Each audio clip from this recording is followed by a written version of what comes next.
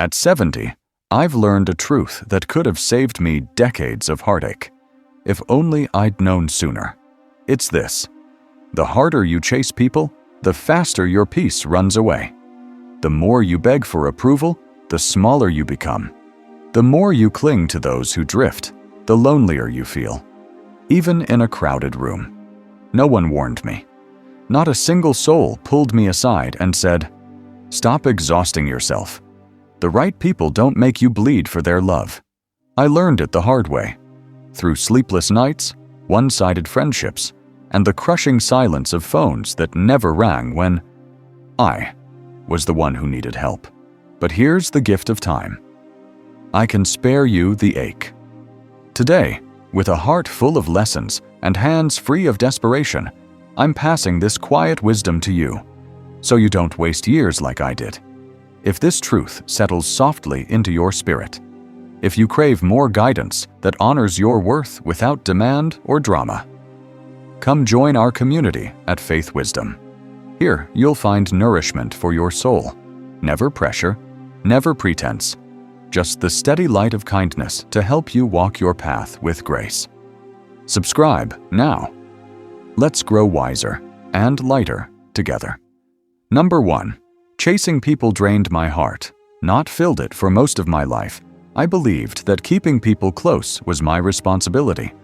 I thought that to maintain friendships, to keep family ties strong, to stay connected, I had to keep calling, keep visiting, keep reaching out.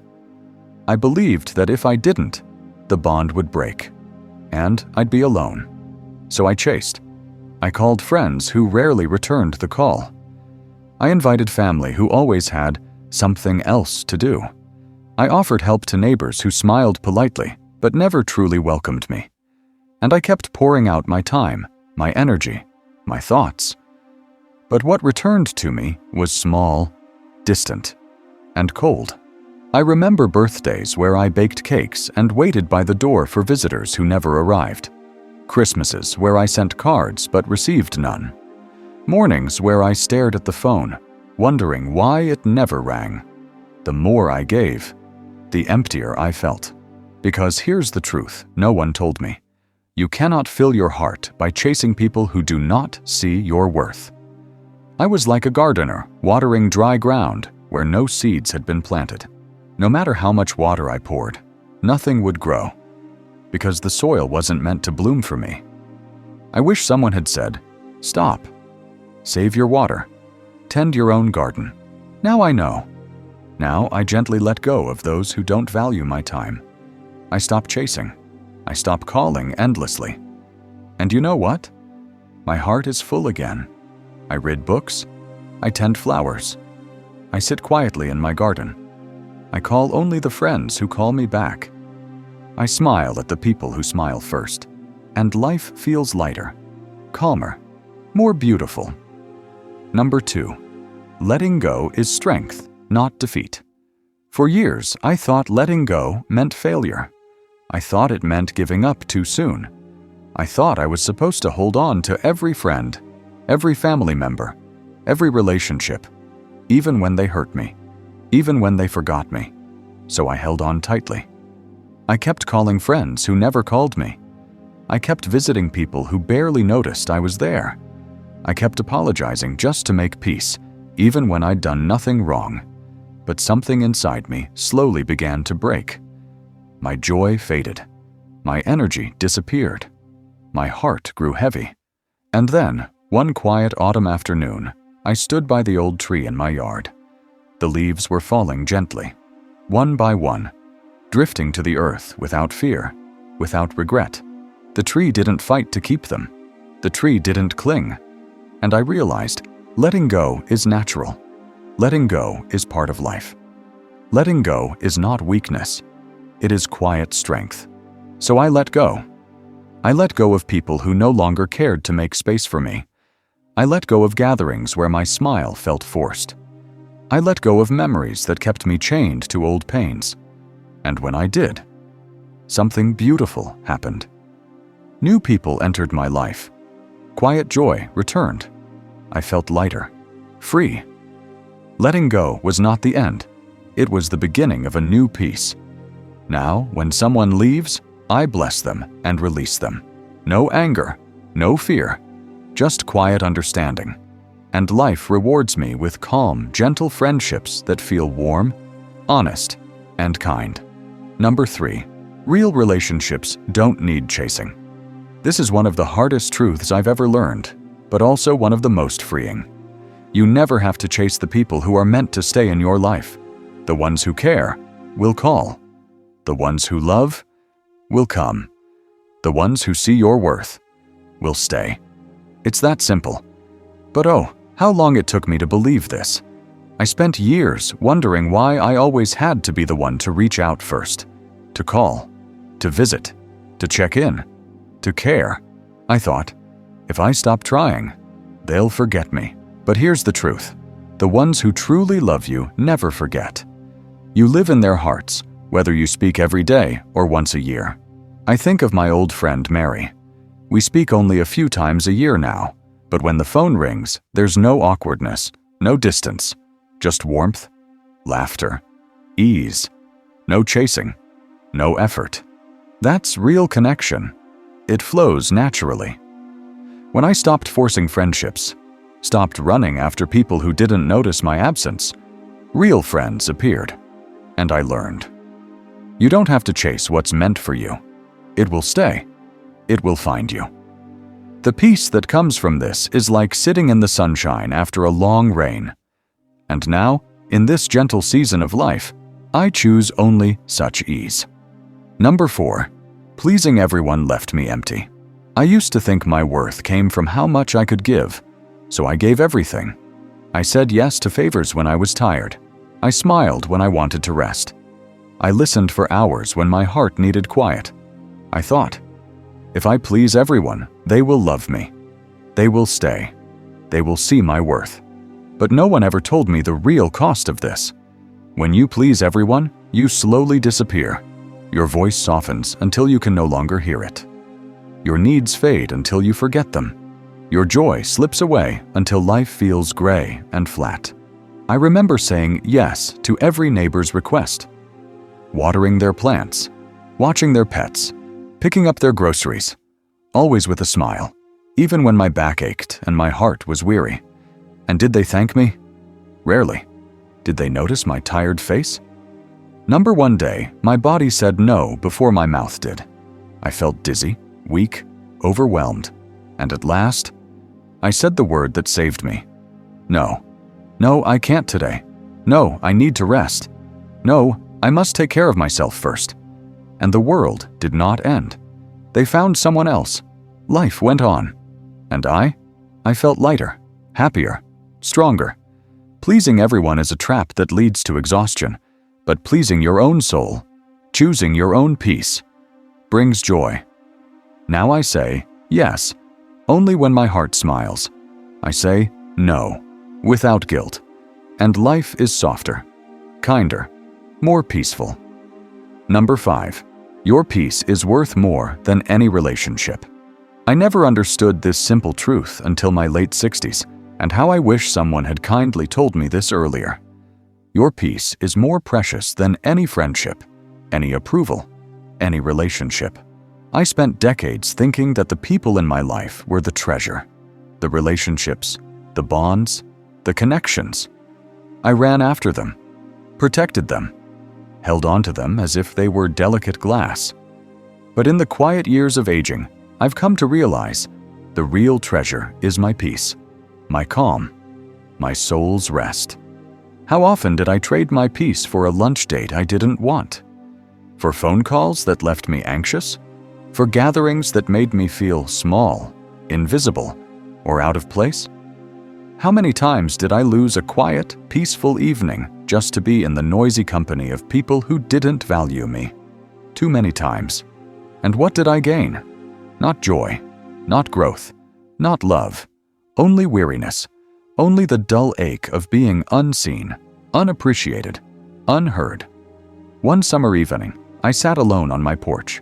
No visits, no phone ringing, just the warm breeze and the quiet chirp of crickets. And in that silence, I smiled, because for the first time in years, I felt free. I had not disappointed anyone. I had not chased anyone. I was simply being. And that peaceful being filled me with joy deeper than any shallow friendship ever could. So now I protect my peace. Like a rare gem, like soft silk.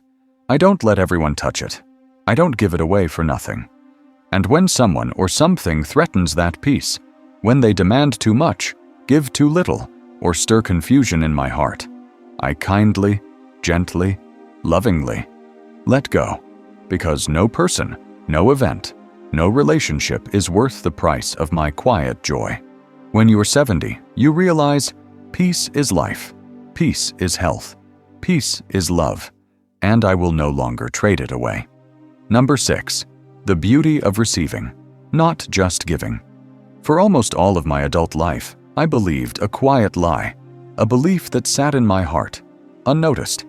To be loved, I must always give, always do, always serve. So I gave. I gave more than I had.